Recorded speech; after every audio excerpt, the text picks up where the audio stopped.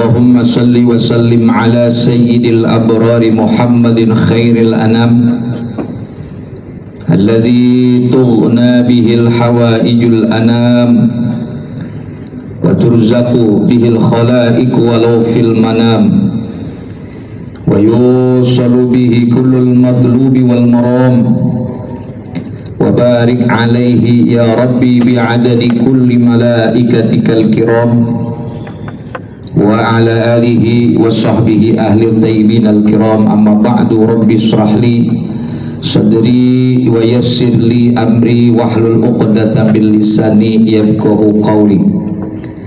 Wa qala ta'ala yarfa'illahu alladhina amanu minkum walladhina utul ilma darajat. Wa qala Rasulullah sallallahu alaihi wasallam talabul ilmi faridatun ala kulli muslimin wa muslimah. Qala al-muallif rahimahullahu ta'ala wa nafa'ana bihi wa bi'ulumihi fid darain amin. Qala wa yajibu alaika hifzul lisani minal kizbi. Alhamdulillah, puja puji syukur kehadirat Allah subhanahu wa ta'ala atas dasar hidayah taufik inayah. Pada siang hari ini kita masih diberikan nikmat sehat wal afiat, nikmat panjang usia, wabil khusus nikmat iman wal Islam, sehingga dengan nikmat tersebut kita mampu hadir berkumpul di masjid kita guna melaksanakan kewajiban kita sholat zuhur secara berjamaah. Mudah-mudahan dengan sebab berkumpulnya kita di sini Allah memberikan kita ilmu yang manfaat. Allah menambahkan keberkahan di dalam kehidupan kita, menguatkan iman Islam kita. Keturunan kita mudah-mudahan dijadikan keturunan yang saleh dan salehah. Diri kita, keluarga kita mudah-mudahan dijauhkan dari macam bala, dari macam musibah, dari macam penyakit, baik yang zahir maupun yang batin. Dan mudah-mudahan Allah wafatkan kita semua dalam keadaan husnul khatimah. Salawat beserta salam semoga tercurahkan kepada junjungan kita, pemimpin alam, baginda Nabi besar Muhammad sallallahu alaihi wasallam beserta keluarganya, para sahabatnya, para pengikutnya yang masih terus istiqomah untuk melaksanakan sunnah-sunnah dan ajarannya. Mudah-mudahan yaumil qiyamah kita yang hadir dan segenap kaum muslimin mendapatkan syafaatul uzma, syafaat yang agung dari Nabi kita Muhammad sallallahu alaihi wasallam. Bapak-bapak yang dimuliakan oleh Allah subhanahu wa ta'ala, melanjutkan pelajaran kita wa bihibdi ainin walisanin wasairi a'dha jami'an fajhadan la taksala. Salah satu amalan bagi orang yang menuju jalan akhirat, bulan yang lalu saya jelaskan, adalah menjaga mata. Yang sekarang adalah wa yajibu alika hibdul lisani, wajib atas dirimu menjaga lisan, menjaga lidah. Jadi buat orang yang menuju akhirat, lisan ini harus benar-benar dijaga, karena nanti di akhirat banyak manusia dari golongan ins wal jin terpeleset di jembatan Shiratal Mustaqim itu dikarenakan lisannya, dikarenakan lidahnya.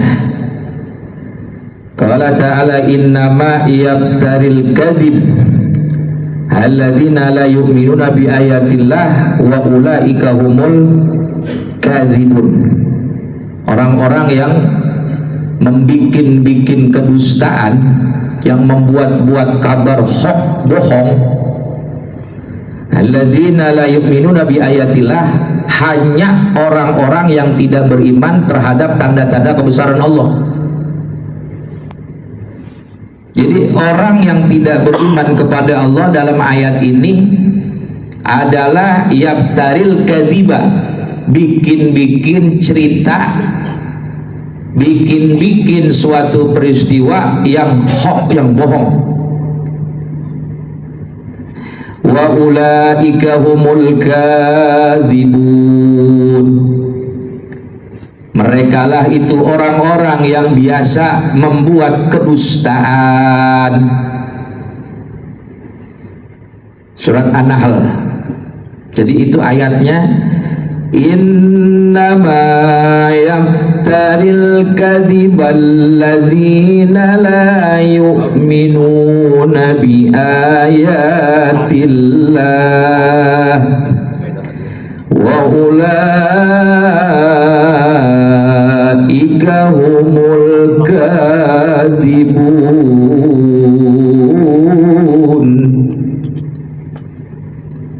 Ayat ini dibatasi dengan lafaz innama.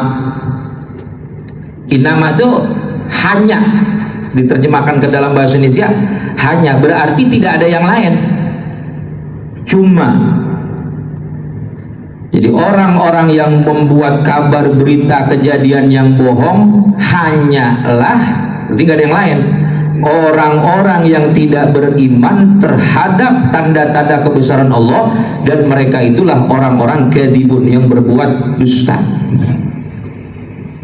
Surat An-Nahl 105. Wa qala sallallahu alaihi wasallam. Dalil yang kedua adalah hadis Nabi Muhammad sallallahu alaihi wasallam, man arada ayyal'ana nafsahu, man arada ayyul'ana nafsu, siapa orang yang ingin dirinya dicaci maki, dilaknat oleh orang lain. Siapa orang, kata Nabi, yang dirinya mau disumpahin oleh orang banyak, fal yakzib, silakan berbohong. Sebab orang yang berbohong pasti dia akan dilaknat oleh siapapun. Qala ta'ala, sebagaimana firman Allah Ta'ala, la'natullahi alal kazibin, laknat Allah itu buat orang-orang yang biasa berdusta. Nah, jadi lisan ini sangat luar biasa. Maka ada begini, Pak, satu hadis, ya, kalimatani khofifatani, ya, ala lisan, sakilatani alal mizan. Ada dua kalimat, kata Nabi, yang sangat ringan di lisan tapi berat di timbangan. Subhanallah wa bihamdi subhanallahil azim. Membaca tasbih subhanallah wa bihamdi subhanallahil azim itu di lisan ringan, tetapi di timbangan berat. Sekarang kita tanya, kenapa di lisan ringan, di timbangan berat? Lidah itu ringan, tapi gara-gara lisan yang ringan itu, mohon maaf, kadang-kadang orang bisa marah dengan saudaranya sampai bertahun-tahun, bahkan seumur hidup, akibat lisan. Jadi Rasul mengatakan sakilatani alal mizan, berat di dalam hati aja. Kita mendengar ucapan yang jelek berat. Si fulan nih begini, dengar sampai ke kita, berat. Wa hifdzuhu minal ghibati. Yang kedua, menjaga lisan itu selain dari berdusta, ghibah, ngomongin orang, ghibah itu. Qala ta'ala wa la yaktab ba'dukum ba'du.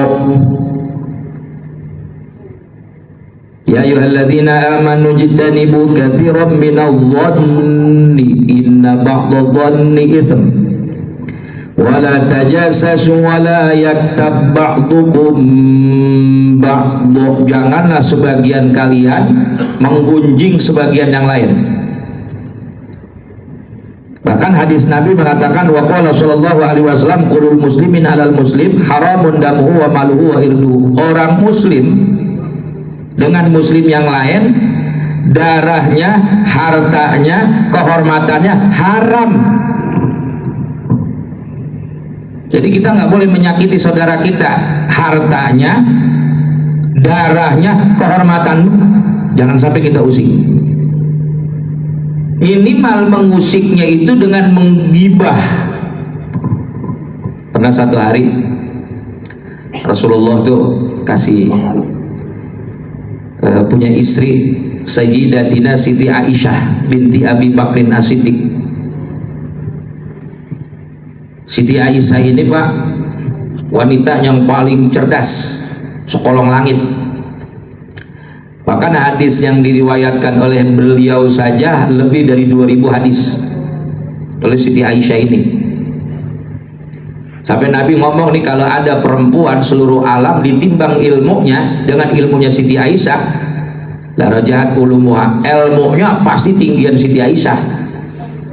Coba kita lihat dah, perempuan sekarang yang ada di alam dunia yang era sekarang, mana yang kita anggap paling cerdas ditimbang dengan ilmunya Siti Aisyah?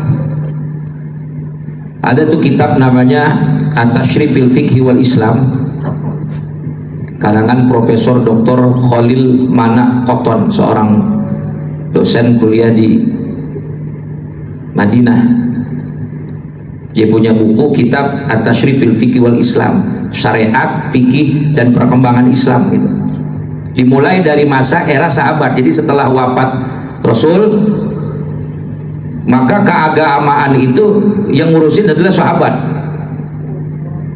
Sahabat yang banyak itu, yang ribuan jumlahnya, itu bertanyanya kepada sahabat yang ahli. Ada berapa? Ada 7 yang biasa kita dengar dengan nama fiqhus sab'ah.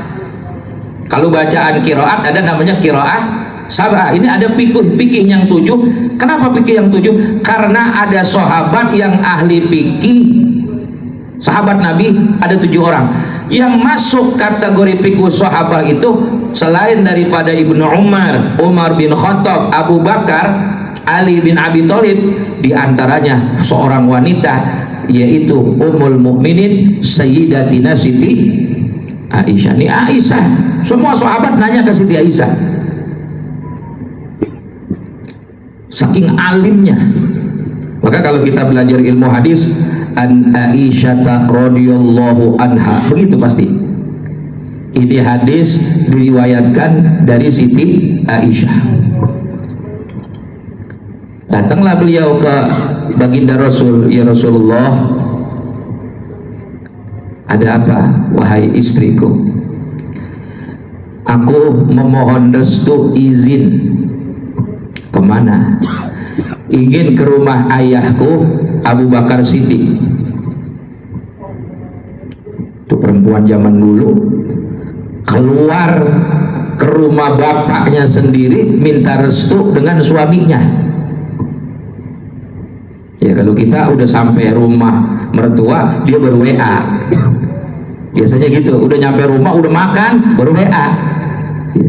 Pak, mohon maaf nih, aku lagi di rumah ayah, gitu. Udah nyampe baru ngomong. Dulu orang-orang salafus soleh, para perempuannya begitu, nggak mau dia keluar kecuali ada restu suami. Apa kata Rasulullah? Silakan, tapi aku wasiat pesan kepada engkau, iyaki wal lisan, hati-hati terhadap lisanmu. Ingat, jaga lisan, jaga lidah. Kata Siti Aisyah, siap. Baru saja beliau keluar rumah, di tengah-tengah jalan, mohon maaf, ada wanita Arab Badui, hitam legam dan perawakannya pendek, pokoknya nggak sedap dipandang mata. Kaget Siti Aisyah sampai dia mengatakan, alangkah hitamnya, tanpa dia sadarin, alangkah hitamnya. Tiba-tiba Rasulullah dengar. Kata Rasul, apa yang kamu katakan Siti Aisyah? Aku mengatakan bahwasanya wanita itu sangat hitam. Maka Rasul mengatakan, kalau kamu menceritakan kekurangan-kekurangan, aib-aib pada saudaramu sendiri, ya, orangnya sedang tidak ada, itu namanya ghibah. Orang yang nggak dengar nih, orang yang nggak ada, itu namanya ghibah. Tapi kalau tidak sesuai dengan fakta, itu namanya adalah fitnah. Tidak sesuai dengan fakta, itu namanya fitnah. Kalau kamu mengada-ngada kebohongan, itu namanya buhtan. Yang tidak sesuai dengan fakta, ya, itu namanya fitnah. Yang sesuai dengan fakta, itu yang namanya gibah. Kalau tidak ada, dia hanya bikin fiktif belaka, itu namanya buhtan, kata Rasulullah. Terus ada apa ya Rasul? Ini pertama kali manusia diajarkan akhlak, adab hati oleh Rasulullah SAW. Kalau sekarang udah 14 mau 15 abad, mestinya umat Islam sudah paham. Tahukah engkau Siti Aisyah? Ya Rasul, itu dosa fitnah, dosa gibah, dosa buhtan. Kalau dosa itu ditampakkan oleh Allah lalu diletakkan di lautan samudra dunia, maka air laut itu akan berubah menjadi hitam dan berbau busuk. Akan berubah menjadi hitam dan berbau busuk, tidak akan kembali jernih kecuali setelah 100 tahun ditimpa hujan oleh Allah Subhanahu wa Ta'ala, baru air itu seperti sedia kala. Kalau dosa itu ditampakkan oleh Allah Subhanahu wa Ta'ala. Makanya nanti di jembatan Shiratal Mustaqim, mohon maaf Pak, kita selaku umat Islam kita yakin bahwasanya nanti setelah kita wafat, kita meninggal dunia, nanti kita akan dibangkitkan dari kubur kita.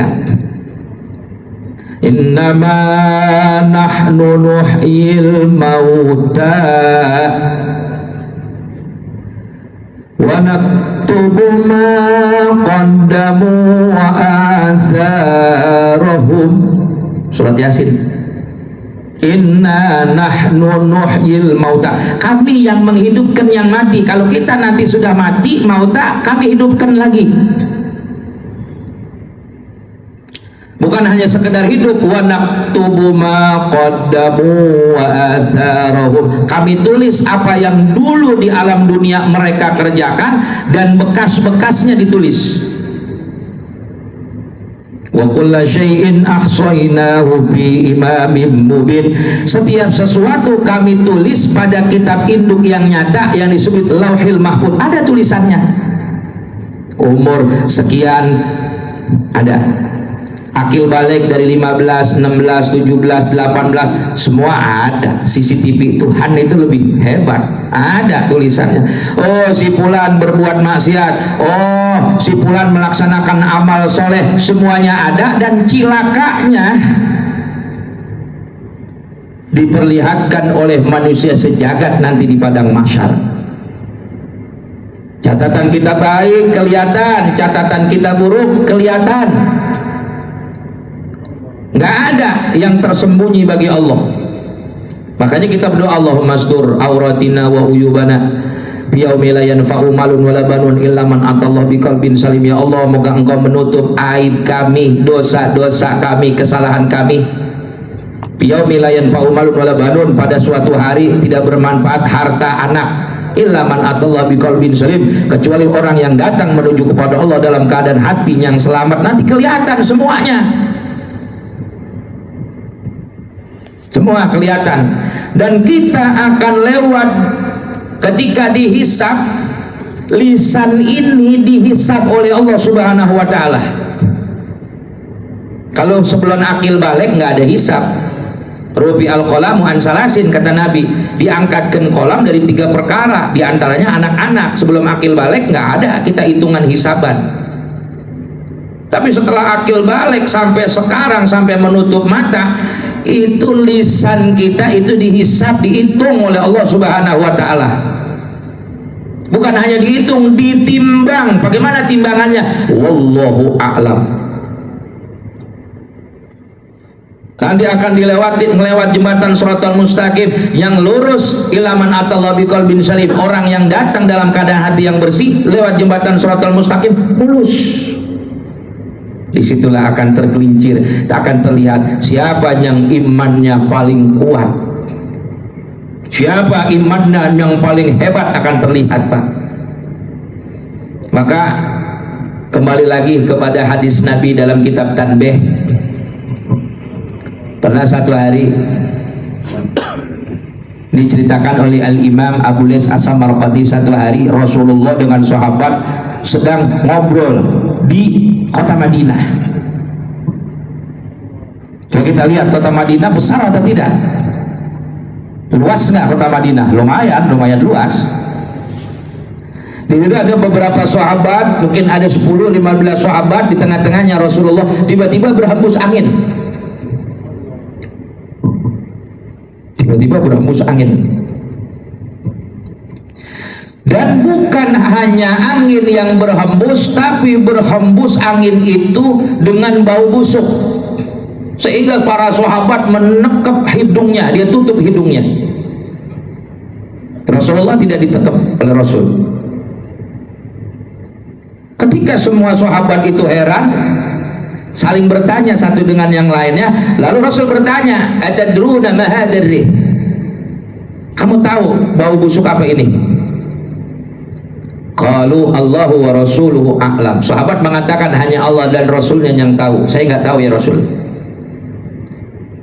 Kata Rasul, di penjuru kota Madinah ada sekelompok orang-orang Yahudi yang munafik.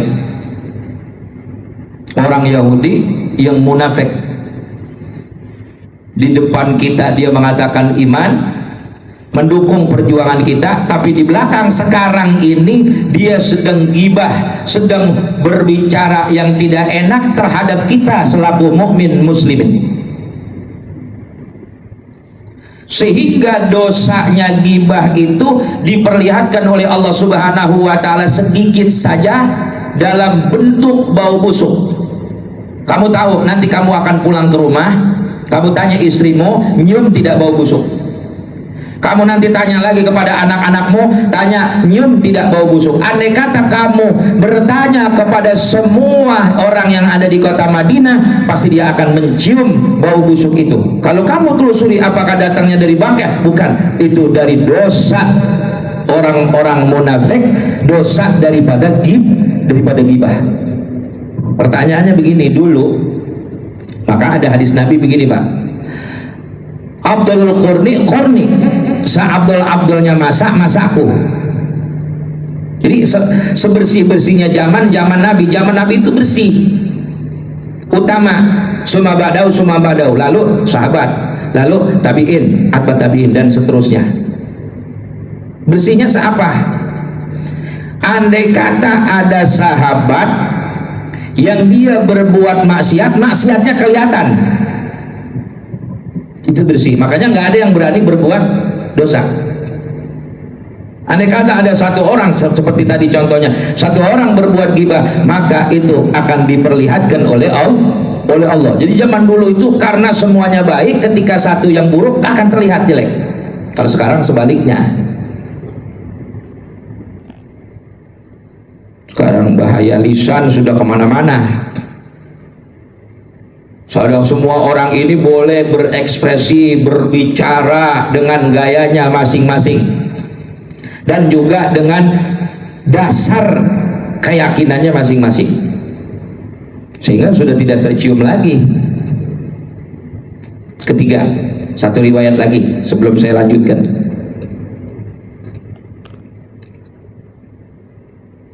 Pernah sahabat Nabi ini ada yang kita kenal dengan ahli sufah. Ahli sufa ini orang yang hidup dengan Rasul, tinggalnya di Masjid Nabawi. Kalau Rasul punya makanan, mereka makan. Kalau Rasul nggak punya makanan, ya mereka nggak makan. Jadi kata sebagian ulama, inilah pondok pesantren pertama yang dibina langsung gurunya Rasulullah. Ada Abu Hurairah, Salman Al-Farisi, ada Bilal bin Rabah, itu di situ. Semua ahli sufa di Madinah. Tiba-tiba ada sahabat Nabi yang bernama Salman Al-Farisi sedang menceritakan hadis yang beliau dengar dari Rasulullah, disampaikan kepada sahabat ahli sufa. Ketika beliau sedang mendengarkan ceramahnya Salman Al-Farisi, ada seorang ibu-ibu membawa tempat makanan, dia junjung di kepala. Dicium oleh sahabat, itu aroma daging masak. Aroma daging masak. Sehingga kata sahabat, wahai Salman, tolong hentikan ceramahmu. Kamu mewakili kami pergi ke rumah Rasulullah minta daging kepada baginda Nabi. Maka Salman berhenti. Ketika Salman berhenti, berangkatlah ke rumah Rasul. Ketika sampai, kata Rasulullah, ada apa wahai Salman? Ya Rasul, kami para sahabat sudah hampir 1 dan 2 bulan ini tidak makan daging sehingga badan kami lemah. Terus kami minta daging karena kami melihat ada tamu yang menjunjung makanan ke rumah engkau. Bilangin kepada sahabatmu, kata Rasul, mereka sudah makan daging. Heranlah Salman, karena selama ini beliau nggak pernah berpisah dari sahabat sumpah. Pulanglah Salman, kata sahabat, wahai Salman, mana dagingnya? Rasul mengatakan kepada aku, kalian sudah makan daging. Kata ahli sufa, masa kamu nggak tahu? Kan kita nggak pernah berpisah di sini. Kata Salman, masa Rasul bohong? Kalau nggak percaya, ayo sama-sama kita samperin. Ada sekitar 15 ahli sufa nyamperin rumahnya Rasulullah. Assalamualaikum ya Rasulullah. Kata Rasul, waalaikumsalam. Ada apa? Gini ya Rasul, kami sudah 2 bulan, badan kami lemah, tidak makan daging. Kata Rasul, kalian baru saja makan daging. Heran sahabat. Kalau kalian tidak percaya, bahkan yang kalian makan itu daging mentah. Kalau kalian tidak percaya, coba kalian berludah. Maka semua sahabat itu berludah, kecuali Salman, dan ludahnya yang keluar darah segar. Jadi sahabat berludah, darah segar, semua darah segar. Semua ketika dia berludah, semuanya darah. Sampai kalian mati pun pasti kalian akan mengeluarkan darah ludah kalian. Ketakutan sahabat. Ada apa ya Rasul? Maka dalam Al-Quran itu ya, disebutkan, kalian tahukah ketika kalian menyuruh saudara kalian Salmah bertemu dengan aku? Iya, saya tahu. Ketika kamu menyuruh Salman ketemu aku, Salman sudah ada di sini, kalian membicarakan aib-aib Salman. Oh, Salman begini, Salman begini. Maka orang yang menggibah saudaranya seperti memakan bangkai saudaranya sendiri. Sehingga sahabat nangis, membaca istighfar, mohon ampunan kepada Allah. Ketika dia sudah berampun taubat, kata Rasul, berludah. Nah, ketika dia berludah, barulah berhenti. Maka yang keluar ludah seperti biasanya. Itulah sebabnya, wala yaktab ba'dukum ba'du ayuhibbu ahadukum ayakula lahma akhihi maitan fakarihtumu. Apakah kalian senang memakan daging saudara kalian sendiri dalam keadaan jadi bangkai? Tentu kalian tidak senang. Jadi bapak-bapak yang dimuliakan oleh Allah Subhanahu wa taala, Menurut Syekh Abu Bakar Syatwa Ad-Dimyati dan Syekh Zainuddin bin Abdul Aziz dalam kitab ini, syarat daripada orang yang menuju kepada akhirat selain menjaga mata pandangannya adalah menjaga lisannya. Mudah-mudahan kita senantiasa diberikan hidayah oleh Allah Subhanahu wa taala, kekuatan oleh Allah Subhanahu wa taala untuk mengikuti ajaran Nabi besar Muhammad sallallahu alaihi wasallam. Al-Fatihah. A'udzubillahi minasyaitonir rajim. Alhamdulillahirabbil alamin. Iyyaka na'budu wa iyyaka nasta'in. Bismillahirrahmanirrahim. Alhamdulillahirabbil alamin. Allahumma shalli ala sayyidina Muhammad wa ala ali sayyidina Muhammad. Allahumma ij'al jama'na hadza jama'an marhumah waj'al tafarraqana min ba'dihi tafarraqan ma'sumah wa la taj'al fina wa la minna wa la 'alaina ma'nan syaqiyan wa la matrudan wa la mahrumah. Allahumma hdina min 'indik warhamna min fadlik wa anzil 'alaina min barakatik wal bisna libasal afiq wa adina subulas salam min az-zulumati ila nur. Rabbana atina fid dunya hasanah wa fil akhirati hasanah wa qina azabannar. Alhamdulillahirabbil alamin. Itu saja, kurang lebih mohon maaf. Billahi taufiq wal hidayah. Wassalamualaikum warahmatullahi wabarakatuh.